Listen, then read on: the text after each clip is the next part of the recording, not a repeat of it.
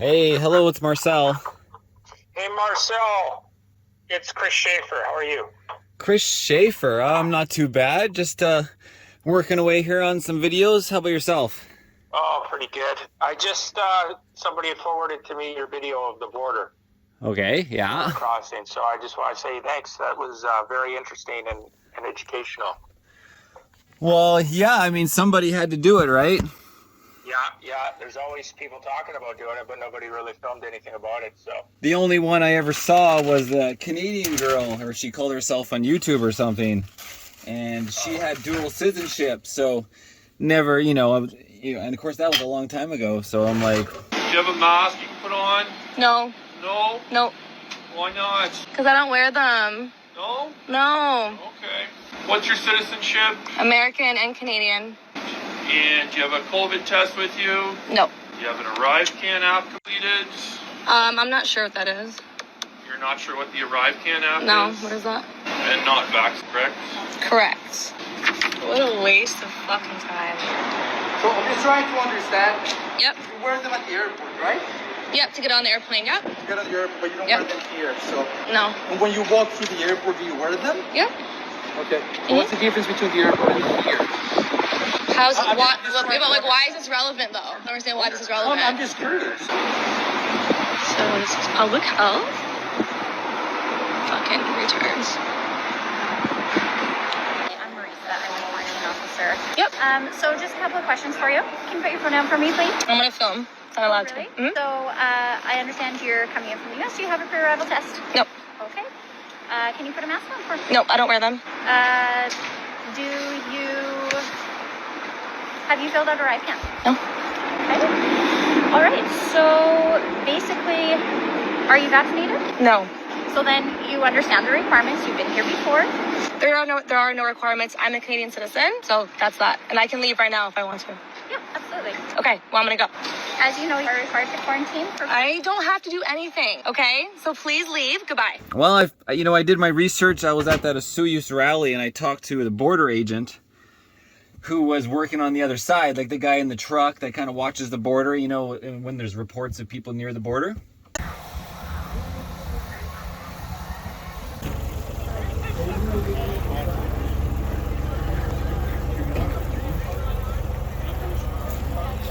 Hey guys, what is it? April 2nd, 2022 at the Osoyoos border. Looks like we got a lot more Americans showing up today, which is awesome to see. And yeah, this is a way better showing, so this is great. This is great.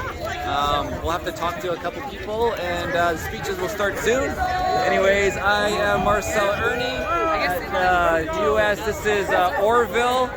Right across this barbed wire, this is Orville, and this is Osoyoos. Apparently we're not allowed to walk across the earth another foot because these made-up lines of tyranny. So anyways, I'll keep filming for you guys, catch you in a bit. And I asked him straight up, and he's like, do they check for anything out of the ordinary, for vax, etc.? And he's like, no. And I'm like, oh, that's interesting. And obviously he talks to the people at the border, you'd assume. Yeah. And so I was relatively confident that I would actually make it across. Of course, I was nervous, and I wish I filmed going across, but didn't at the time, until just when we went, after we got over the border anyways, just about to leave. And hey guys, Marcel Irnie, IrnieracingNews, check this out.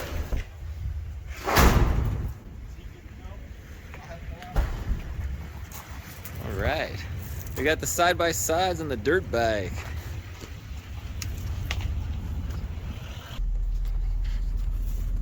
All right, we're out of here. Success. We made it through the border. So, right there, guys, we just went across the US border. It is like freaking May 9th or 10th, May 10th, 2022. Weeds are a pain in the grass, yes. And we got pulled over because Q-Man, it's a radiation from a scan at the hospital. Yeah. But Trying to be a Hulk today. Yeah. Gamma rays. so yeah, they actually know you're like radiated. But anyways, the point of the video is we made it across the border. Not one question unrelated to where you're going and how long you're staying for. They never even asked us and where fruit we were. and fruits. And I know they didn't even ask us that. But no questions about C19. No questions about anything related to passports beyond your regular traveling international passport. So, anyways, Ernie Racing News, guys. So you can get to the USA. Go to the USA if you want to. Well, now returning to Canada will be interesting as well. Peace.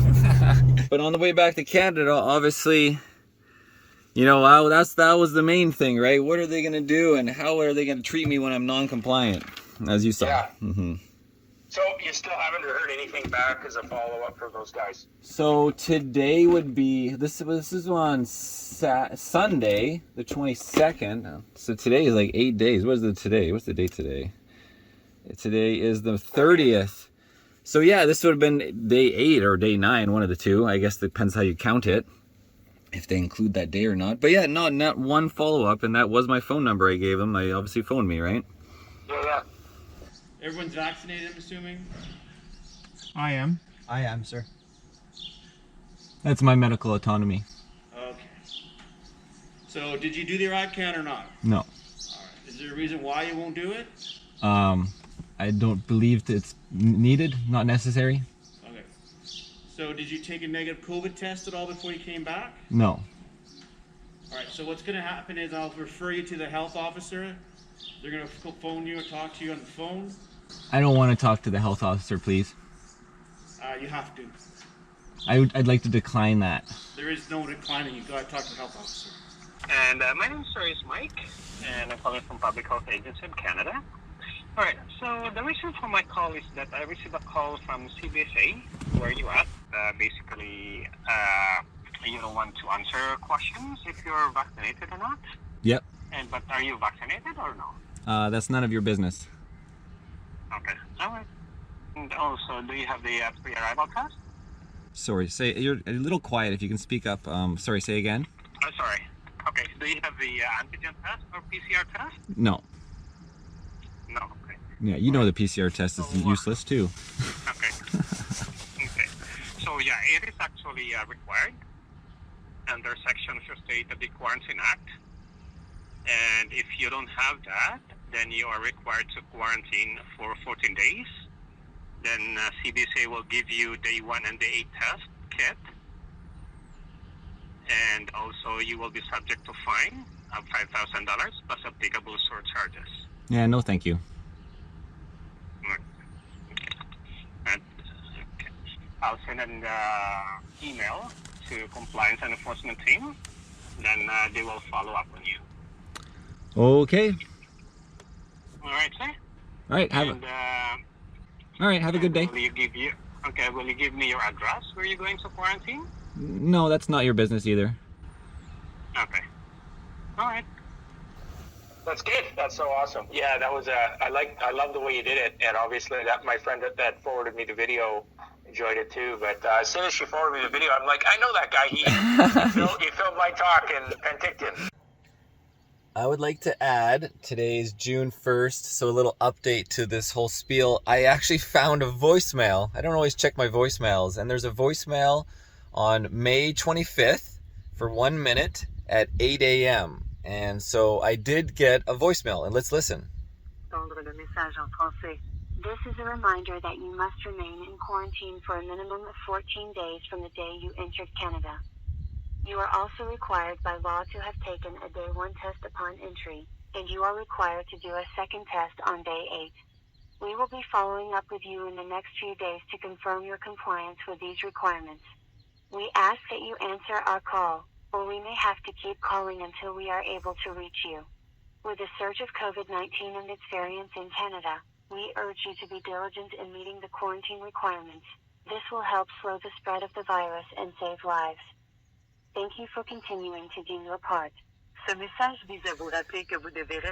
Okay, so that was the 25th, and so they said they'd follow up in a few days, so 26th, 27th, 28th, 29th, 30th. 6 days later, June 1st, no more voicemails. I went through, there's no more voicemails. So that's it, that's all I saw. And as I'm editing the video right now, where the guy's like, okay, you're going to need to go get your day 1 and day 8 testing, I want to clarify, we just left. We're already in the parking lot past the border, waiting for the phone call for Health Canada. It was like 10-minute wait. And the guy's just like, just go park over there by the washrooms, you know, as you go through, and you're literally leaving the Osoyoos border. And then I said, no, thank you. And he's like, okay. And we're health and the compliance team's going to follow up with you, and bye-bye. And he phones CBSA back, Canada Border Service Agency, and we were never told to go back. He didn't even tell me to go back, not that I was going to. Didn't get the test and continued on home. So, and then continued on to nature, guys. Hanging out. So I'm going to continue on the video now. Yeah, and what I actually made several parts. There was the first initial border where I edited on my phone, and then I did a day 4 update and a day 7 update. I don't know if you saw those ones too. You know what? I think I saw a couple of them. Anyhow, I saw 2 of them. Mm-hmm. So yeah, so I flashed back a few times to the scenes of the whoever that person is on the phone. I wish I asked him questions. You know, at the time I wasn't thinking about it, but I should have been like, "What's your full name? Where do you reside? What are your qualifications?" You know, like really. Yeah. And he probably wouldn't even give me his last name for fear of reprisal, possibly, right? Yeah. And I'm like, well, if I only speak to people I know, just like cops. If a cop's not going to identify himself, well, then you're not a cop. You don't work for the public, and there's no reason I would ever talk to you. Goodbye. Should I even talk to these guys? I don't know. Just like, what do you want? I'm just chilling. Yeah. What do you want? I'm just chilling. Okay, I'm just here to let you know that the City of Kelowna, under the traffic bylaw, because you have a camper on the back of your truck, if you're inside of the camper after 9 p.m., it's considered taking up abode on a city street, and it's a tickable and a tollable offense. So I'm just giving you a heads up. It's 8:30. I know, I'm giving you a heads up. And you were here at 8 o'clock. Why are you hassling me at 8 o'clock and being so negative, officer? And can you please tell me what his name is? Are you impersonating a police officer? So, sir, I just want to make sure you understand that after 9 o'clock, that's when it becomes an offense. Have somebody just review the ticket to see that it's illegitimate. This was just during January 29th when they were having the Freedom Convoy was downtown. You know, there was a rally downtown. And so he literally gave me this section 412W, and I asked him, you know, show me in the book, and it wasn't even in his book. And I have all this on film. You have a chance to look over what the ticket was? I took a look at the. I looked at everything from the video to the, just over the notes and whatever, and then I consulted with my direct manager, and I'm just so you know, I would be the direct shifts. All the officers report to me today. Perfect. So yeah, you're the guy to speak to, Scott. Well, yeah. But then I took it and I sort of summed it up, and I had a discussion with my manager, or that I report to, and we came to the determination that we couldn't really see any issue with the officer conduct necessarily. Like, there wasn't nothing to pursue there that we could see. However, given the circumstances and how everything played out, we were comfortable with pulling it all back and calling it back from collections. Okay, I'm just trying to educate you so you know well in advance. Steve, hold on a second. Okay. Are you bylaw? Yes, I am. Okay, what's your name, please? So we clarify that. It's bylaw 17. That's my name. Number 17. Bylaw, go fuck yourself. Well, so I have the issuing officer's number here, and I don't know if I can get his name as well. Hartman was the one that actually gave me the ticket. I mean, I could speak with him, but it would probably be more beneficial to speak to a superior above him to kind of review, to look at what he did, right? Okay, so I'm just educating you on the bylaws so you're aware that after 9 p.m. if you're in the back of a camper, it's considered taking up a boat. Okay? Yeah, can you show me this in the paperwork, please? If you look up the traffic bylaw, you can see it. Traffic bylaw section, sure I have to look through it. It's one of the 4.1.2s, okay. But I'm not exactly sure which one. Do you have a little book on that? I have a computer in the car, just like you could. And who is this officer, or? If he wishes to tell you. Let's start over. No, What's your first name? I am asking you for your ID. You have to tell me who you are. You will work for the people. I am asking you. You're harassing me. Is your first name Marcel? What is your name? Is Maxine in the car? Maxine? Maxine. Who is Maxine? So you are Marcel? Who is Maxine? Can I confirm your full legal name with you, sir? What is your name? I'm ready to provide it as soon as you provide your name, because I asked first. What? I don't give a shit if you're asking me. Not a problem, sir. What So at is 9 your o'clock- name? At 9 o'clock. You have to tell me your name. I'm gonna... I'll provide it to you in writing, on paper. No, I need to see your badge number, sir. Show me your badge number. I don't have a badge to show you. Show me your badge. I'm asking for your ID. Get back here, you. Come on. Tell me your ID. Be a fucking human, you piece. Fucking. Don't get into Don't get into it. Unbelievable. And at least you got footage. I'm telling you, these guys are clowns. What a clown. Come on, tell me your badge number. Stop hiding behind that breathing barrier. So, why did you knock on my door? So there are overlapping levels of legislation, okay? There are bylaw offenses of the municipality, then there's provincial legislation, and then there's federal legislation, okay? This was explained to you. Just like the fellow on my phone says, you're full of shit, dude. What's the name You on are your full phone? of shit, buddy. What's You're the just fellow saying on your phone's name? full bylaws, this bylaw. Like, what was the What by? What is the complaint? Come on, sorry. complaint? Was at 7:52 he knocked on my door, and he still hasn't given us a reason of why he knocked on my door. You can see how this is really wrong. I just explained to you. A reason to knock on the door is to see if the vehicle's occupied before we start. No, he said he had a file on you. No, he said he had a file on me and that there was a complaint. So what is the complaint, officer? That's the complaint. It's that simple. That I've been parked in front of the That the city ci- hall? That bylaws is in the interest of moving your vehicle because it's been here overturned. Well, then why didn't bylaw knock on the door? Because, you know, bylaw does that. This is a bylaw complaint. So why is the officer knocking on my door before bylaw is? Right? That's not the case. That's not how I understand it at all. Security interacted with you. So then there was no bylaw. So Further to security, you were with security and you knocked on the door. The RCMP can enforce municipal bylaws. He probably just is like, this is so fucking stupid, you know? You guys think this is pretty stupid too, I hope, right? This is, you know, hey guys over there, I'm a human, you know, this is not appropriate, you know, like this is nuts, this herb guy. Hey, all This I is wanted trivial, is this somebody whole to thing. tell you can't camp here overnight. Yeah. That's all I wanted. Oh, so are you, because you're the bylaw, right? Or security, I don't know. But yeah, We're security for the city of Kelowna. then how come you didn't just knock on the door earlier? Because I don't feel comfortable arguing with people. Yeah, me neither. I don't like it either, dude. It's terrible. I know. But I mean, you could. Have more people with me assisting me than Oh, not. oh yeah. But I mean, we wouldn't have. I mean, yeah, we didn't need to argue. You could have just been like, "Hey, buddy, you can't camp here." And I'm like, "No, I know it's 7:50. I wasn't planning to camp here. Maybe at 11 o'clock. Then that conversation would have been appropriate." But I know, and you don't know this guy's showing up. I understand, dude. We don't know this kid, whoever this herb is. This is so scary. It's nuts. He's just doing his job, so This is not his job. He should be out doing something real. I can't speak to that. No, I know. Okay, anyways, yeah, I know, I'm sorry. I'm not trying to hassle you guys. You can just imagine. No laws he wants to enforce. Yeah, I know. That's his issue, not mine. Like crazy mandates and stupid shit, right? I think with him being in the truck portion of the camper, I don't think he has to produce a driver's license. But in order for my offenses, he does. And I'm not satisfied that he's the registered owner.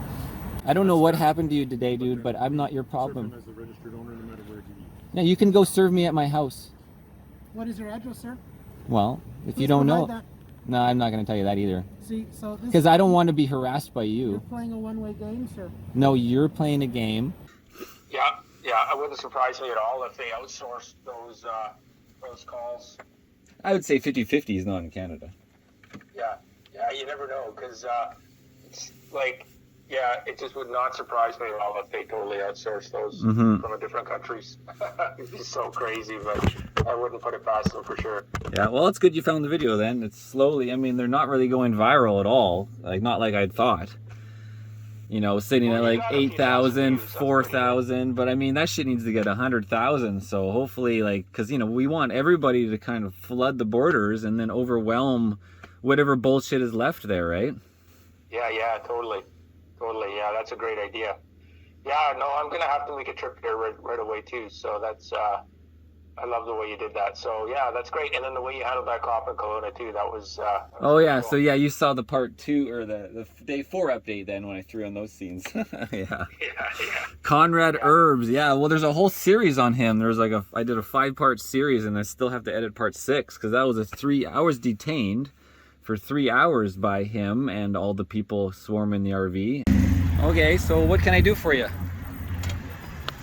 You have your ID is what I've asked you for. I don't need to give you ID. Okay, then I'll be towing your car.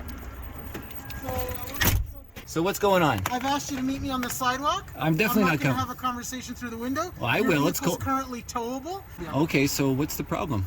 I just told you. No. I mean, what's the real problem here? I've just told you. No, why are you hassling me? I'm not hassling you, sir. I'm just having some food here. You're not permitted to be here. You're overstayed. Correct. So why can't I be here at 8:09, mister, over there? Why are you talking to him? I'm talking to you. Oh, because you're not actually talking to me. You're just being negative towards me. I'm going to start a timer so that we can all be lawful. So, if you like, you can record this on your So, because you work for the city over there, why am I not allowed parking here? Put that in your camera. So you have a 10-minute timer. What's your name? My name. What's your badge number? To you when you provide me What's your name and badge number? My name's available to you out here. What's your name and badge number? Did you not hear what I just said to you? I said, I'm asking you the question. Okay, what's your name and badge number, please? Okay, you failed to comply with me, so I'm failing to comply with you until you meet me out here. I've done nothing illegal. I'm parked on public streets. That's not true. You have done something illegal. What have I done illegal? I've already explained it to you. No, the front plate is not a criminal offense. The front plate is not a criminal offense. Stop acting like a child. I just told you motor vehicle acts. What is your name, sir? You're going to be on YouTube if you keep this up. That's fine. I like YouTube. All right, why don't you show me your face and be human? I've got more fans than you do. Okay, can you please explain to me, because I'm really confused why this officer is here. So you've been camped here since 10 o'clock this morning with the protesting group? Well, not camping. I've parked here, yes. So we're coming here to let you. We were coming here to let you know that I can move. Yeah. PM, if you're still here tomorrow morning, it's a bylaw offense. You cannot camp on any city street overnight. Okay, so I'm not camping. This officer. You should tell him I'm not camping. That's his discretion. I know. He's just being a fucking asshole. It's such a shame, right? And that's his prerogative. Officer, you better tell me your name. Why are you harassing me, and what is your name? I have a lawful authority to request identification. You have failed. No, you don't. You need probable cause to ask for identification. I'm not driving the vehicle. I think with him being in the truck portion of the camper, I don't think he has to produce a driver's license. Not true at all. So what you need to understand... Oh my God, you don't know shit, dude. Okay, so no problem. The tow's on the way. Yeah, good luck. No problem. It's being towed at your expense. Okay, come look. I'm not getting outside so you can do some unlawful, unjust things, because the way you're acting, that's what you plan to do or wish you could do. Okay, that's great. So when you post what is your name? YouTube, what is your name? A lawyer can give you. Can you tell me what this guy's name is, guys? I couldn't tell you. You don't know what this officer's name is. So you can have my name when you get out of the vehicle. We can look at your plate and deal with this like adults. Yeah, fuck you, dude. Fuck me. Yeah. So you're giving me the middle finger on your YouTube video. Yeah, because you deserve it. You deserve it. I deserve it. You know, there was 3 or 4 Kelowna City, and then there's a bylaw, and then him, and then eventually the sergeant arrived and alleviated the situation. Oh, well, that's good. His sergeant took control and just said, okay, you idiots. Well, he didn't call anybody idiots. He was very diplomatic about it. He didn't want to step on anybody's toes, even though he's dealing with, you know, just a constable who's like from 2017. You know, we got a constable of 4 or 5 years of actually in the job, and then I guess above him would be the corporal. I think it was a corporal. He was the supervisor at the time on shift, whatever they call him. And yeah, he showed up, and you know, he's like, I'll be between you as the mediator so you can talk. I'm like, oh, this is going to be interesting. He's just going to say the same lies over and over. And then he went and talked to, you know, Constable Conrad separately, and then finally got him to, like, you know, kind of drop the idea slowly. And then the tow truck guy was a whole, you know, Mario's Towing, they're contract RCMP, they're just a bunch of criminals just the same. I've been having 3 hours of this agitation. Can I just give you $50 and you'd be happy? And I mean, I'm out $50, but because you got to realize that's a $200,000 truck. Okay, and this is an $80,000 truck. Yes. Let me finish. I get paid by the job. So I bill out what that truck goes out for as it's appropriate. The rates for this truck require it to go out at $129.67 to hook up. Then I've been sitting in my truck for, if I was to look at my thing, probably 45 minutes. And I've been rounds sitting up here to 3 an hour, hours dealing which with is it. $129.67. And I told you not to hook And then up. there's fuel surcharge and tax. Okay, so what is So your bill is currently almost $330. Okay, and I'm gonna. If you refuse to pay, you're not paying for services. I then can take the vehicle because all of this is on you, not them. I was called by them to tow your vehicle. In the wrong, and I told you not to hook up. Not in the so, wrong. No, he was contracted to do what they tell me. And he was unacceptable, up.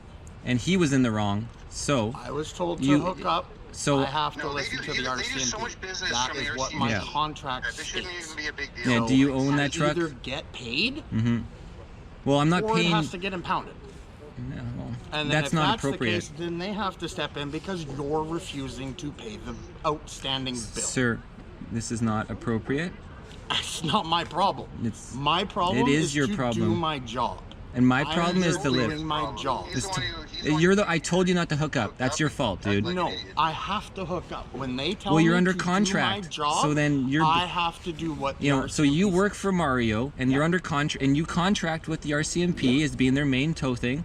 So you can take it up with the RCMP. So you should take it up with the RCMP. Because when I was sent down here, I was told it was at owner's expense. No. And when I parked here, it's at city parking. Owner expense. Okay. That's the problem. If you're the owner, you have to pay the bill. Okay, if so you're not the owner, then you need to vacate, and I will tow the truck. You're not being appropriate. No, you can stay there all night long. So maybe I'll just because that's totally inappropriate. And he's not playing any ball. And I asked him out the window, dude. Well, get call back over there and be like, I guess we're gonna be dug in some more now. So, like, no, I'm not. And I'm talking to an advisor here as well, and so essentially it's like, yeah, I'm not allowed camping overnight. Camping is sleeping, right?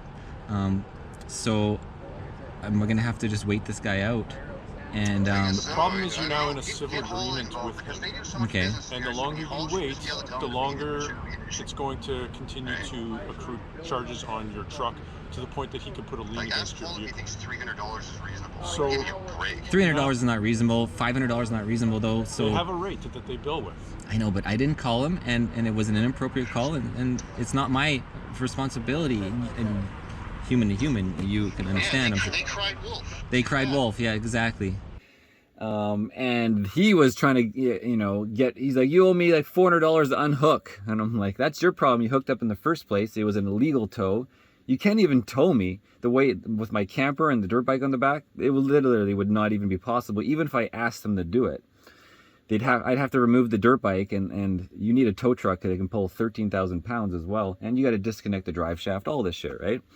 It would be completely unsafe to tilt my vehicle up and drag that tail along the road. That is a freaking road hazard, and he should have known that right in the bat. And I'll bring that up when he comes back. It's like, you know what? You knew you were never going to tow this because you can't tow this because I got that dirt bike hanging off the back, and that thing drags on any change of elevation, and you pilt that up, you're going to be dragging the rear end. Then bylaw and police will be on you. That's a dangerous. No, and that's an unsafe load. Unsafe load. Yeah, big time. No, because he can't move. As a commercial driver, he can't move the vehicle knowing it's dangerous. That's totally like. Okay, remind me about that. Remind me when he comes back. Yeah, be like he has to. Negligence. Commercial vehicle rules, right? Yeah. Yeah, the load has to be secure and it has to be safe. Yeah, they're still chatting out there. Yeah. Oh yeah, what a day. What a day.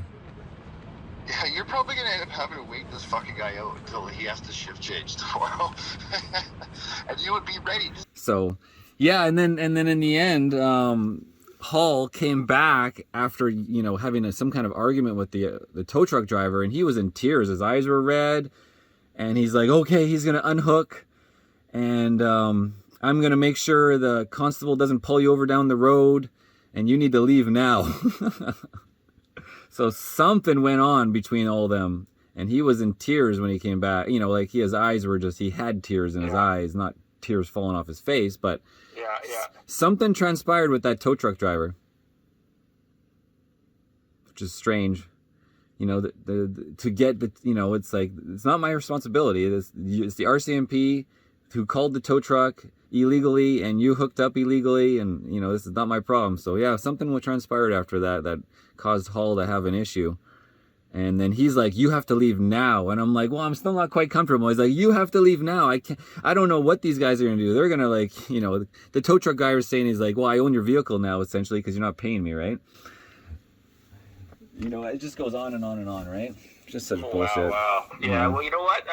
You know, like I said, the way you handled it was, you know, was awesome. Like, not too many people under pressure would be as calm as you, straightforward as you, and just handle them because you know your rights, right? Like, so you did it just picture perfect. It was awesome, and it was definitely a good video for people to see, to give them the confidence to realize, like, police are just people too, and they have rules that they have to follow. They can't just do whatever they want, right? And we have to hold them to account, right? So yeah, absolutely, yeah. Yeah. So just out of curiosity, on a side note, after you had forwarded me that video that you had done in Penticton that you taped to me, I was just wondering, I looked on your website briefly, and I think I remember that you do motorcycle training. Is that correct? Yeah, rider training, yeah, or used to anyways in the States, lots, yeah.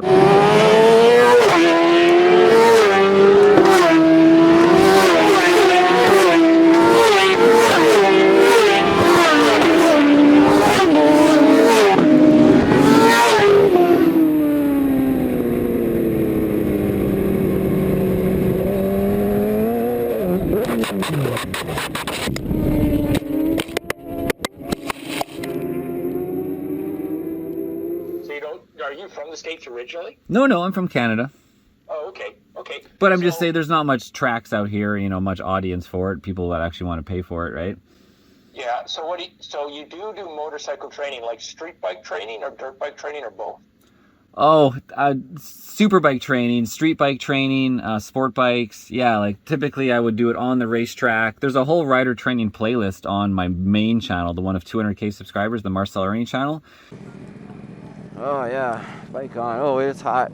There's Bobier, David, Anthony, Fillmore in the KTM factory. Josh Hayes, thanks man. Good luck to me and him. Look where I am today, amazing.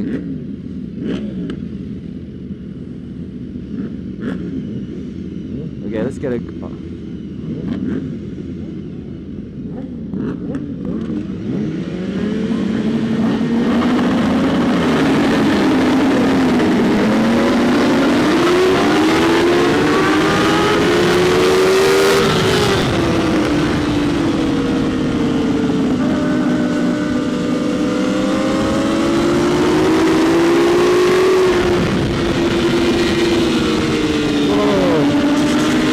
rider training testimonial playlist, you know, so there's like 20 or whatever testimonials, and then there's a whole playlist of just showing, you know, I have all the helmets in every single size with the communication systems all built into them from Schubert, and I would be on the track following them, leading them, and talking back and forth the whole time and giving instruction to create, you know, because you can talk about something off track or off bike and then get on, and then everything just falls out the window because somebody who's trying to learn how to ride motorcycles, you know, it takes a lot of thought process, and their brain is completely occupied with just surviving, essentially, just riding around and doing the braking and the acceleration and figuring out how to do the corners and trail braking. And as you implement certain techniques, you really need the verbal in the ear to quicken the learning, become instinct, because their instincts is what you're trying to create. Instincts.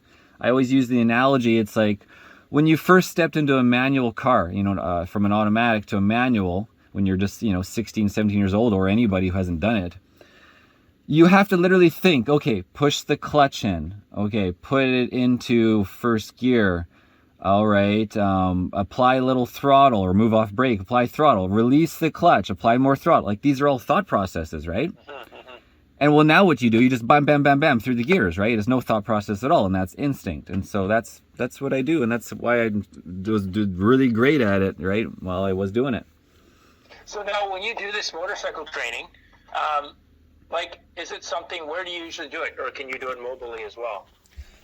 Typically I was flying to areas in the States, and then my student would supply his own bike and supply me a bike, and we'd do it on the racetrack. Otherwise, I was driving to the racetracks with my pit and trailer and setup, and I would set up the pit, and they would show up with their bike, and we would do it on a track day. You know, track days in Seattle, Pacific Raceway, the Ridge in California, Thunderhill Raceway, and New York, New Jersey. I went all across the continent.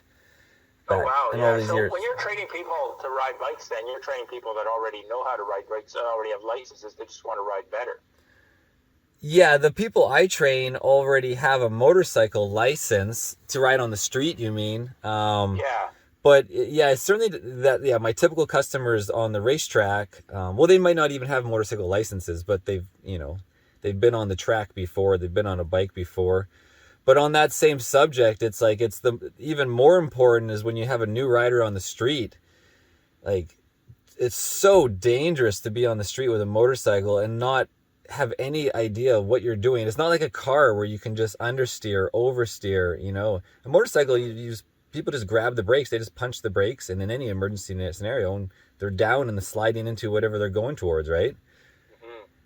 So I've certainly encouraged people to get training right off the bat, whether it's, you know, right from the beginning or anywhere along the line. You know, I mean, I have a friend, Erin, that girl that died on her little 250 or 300, and I offered her training, and, you know, she thought it was too expensive at the time, and then all of a sudden, you know, she's dead because of an issue that could have been very preventable, where she's just merging onto the Highway 33 on the way back from Big White up that road there, just merging on from a truck stop, and, you know, it's just a little tighter corner than she expected, and instead of actually just understanding how to lean the bike and how to trail brake or just how to steer and have confidence of what the bike can do, you know, she goes across the lane into the other lane and gets hit by a truck, right?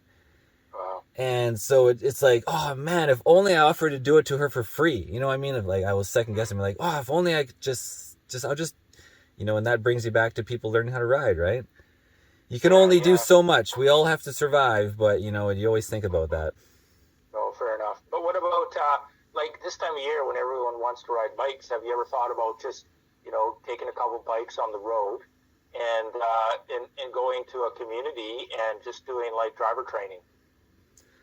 Yeah, I've certainly thought about it. You know, like right from the bat, you mean right from people, like you're talking about like when people just want to get their L or N and just just to give them like take them to a track or whatever, just so that they could ride in a place with no traffic, get all the basics down so that they could be prepared, ready to get a class 5.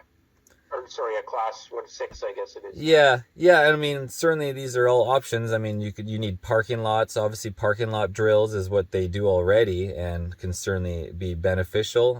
It's all about finding a good parking lot. I've done this in Vernon before, at the multiplex or something. I've done parking lot drills with people out there in the past. Like I've had, you know, when I was trapped in Canada here, I have had students from Vancouver come down with their bikes, and we would do street training. And I did a documentary of it as well. It's on my Patreon channel, teaching them on the street. And so we did West Side Road, and then we went to Vernon, and then we did in the parking lot at the multiplex, and then returned back. And so I have done that training.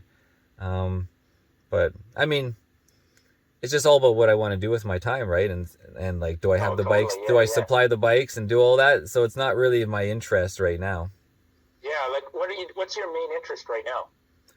My main interest right now is dirt biking. It might get real steep.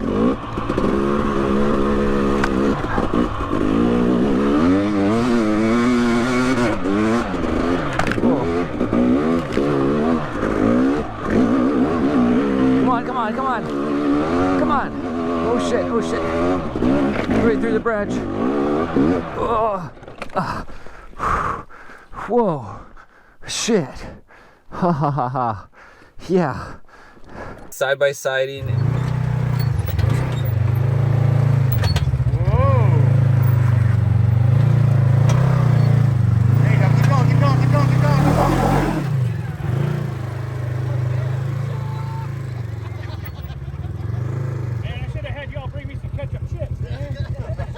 And freedom.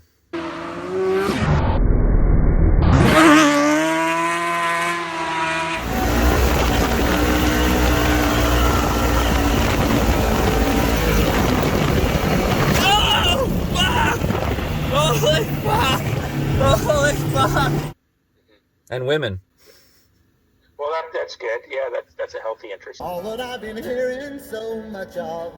Yeah, so I just try to enjoy life, and boondocking as well. And you know, I just yeah, I usually have my dirt bike on the back of the RV, and you know, go to the Kootenays, go to Halfway Hot Springs, and dirt biking side by side, and just yeah, it just keeps me busy. And now I'm trying to get rid of all the stuff I store. You know, we all hoard things and store tons of things, and so I'm trying to simplify life and get rid of all of my storage. And so that's my biggest stress these days, is like try to get rid of everything. And you know, it's hard to do sometimes when you're used to storing everything your whole life, right? Yeah, totally. I think everyone's in that position too, just minimizing as much as possible, eh? Yeah, because you know, we never actually use much of it. It's not, you know, you're gonna have to go rebuy. You know, you need jack stands and all these things that work on your truck. Well, you're gonna have to go rebuy them if you sell them, right? But then again, you know, we always have friends with these tools too. Yeah, that's true. Fair enough. Fair enough. Well, are you gonna come to Alberta anytime in the near future, or what's the deal there? I'm gonna come where? Alberta. Alberta. Well, there is a racetrack being built up in Alberta. Was it near Edmonton, just a little north of there, I believe. Yeah, there's lots of racetracks around Edmonton. Well, I mean, there's a new one being built, and then for just north, I can't remember. It's like up in Drumheller, is something just up in there. Oh, Drumheller's in by Calgary there. Yeah, it's just north of there. There's one up there a little bit, but no, I mean, I don't typically go to Alberta for camping or anything, or just lifestyle. Yeah, I can't say I blame you, but that's where I live. So yeah. I just thought, you know, if you're ever in that area, I'll tell you what. You know what? If you end up anywhere, like I'd totally love to go riding with you sometime. What kind of motorcycle do you ride? You know what? I don't ride a motorcycle, but I have, and I would rent one just to hang out. We go somewhere, I just pick one up as a rental. Yep. Yeah. Just enjoy and learn, and right, and see if you've never. Yeah, like I've driven bike before. I've driven dirt bike before. Actually, at 14, I had a pretty crazy wipeout, but and I was back up riding within a couple weeks after I got out of the hospital. But you know what? Yeah, it's one of those things. Well, I always love to ride, so. Cool. Well, who knows how it's going to organically go, but stay in touch if you're ever around the neighborhood. All I can say in the Okanagan. Sounds good. Okay, well, take care of yourself. All right, thanks for the call, Chris. Cheers. Bye. Cool. Unexpected call from Chris Schaefer, expert on breathing barriers.